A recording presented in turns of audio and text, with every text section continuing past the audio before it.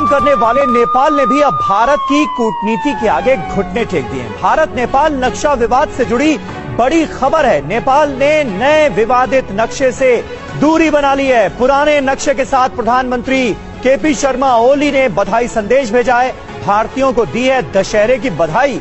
कल हुई थी भारत के रॉ चीफ और नेपाल के प्रधानमंत्री केपी शर्मा ओली के बीच मीटिंग और अब ये पॉजिटिव रिस्पांस नेपाल का नजर आया है। मनीष झा हमारे संवाददाता दिल्ली से इस वक्त हमारे साथ लाइव मौजूद हैं। मनीष, अक्ल ठिकाने आ गई क्या नेपाल की? हुआ कैसे ये? देखिए समीर, कहा यही जाए कि देर आए दुरुस्त आए, और अच्छी बात यही है कि अगर वो कहते हैं कि सुबह का भूला अगर शाम को लौट कर वापस आ जाए तो उसे भूला नहीं कहते हैं। भारत और अमेरिका की पुरानी दोस्ती है, सदियों पुराना हमारा संबंध है, और अब अगर यहाँ पर प्रधानमंत्री ओली ऐसा कर रहे हैं तो उसको लेकर भारत में कम से कम जो सरकारी महकमा है उसमें बहुत ही ज्यादा खुशी है। अगले हफ्ते हमारे आर्मी चीफ वहां जा रहे हैं, और जहां तक रॉ चीफ की वहां विजिट की बात है तो आप समझ ही सकते हैं सरकारी स्तर पर इसको लेकर कोई ना कंफर्मेशन है ना कोई डिनायल है, तो आप इसका मतलब समझ सकते हैं। कुल मिलाकर यह है कि हम भारत सरकार की यह नीति रही है कि हम नेपाल के आंतरिक मामलों में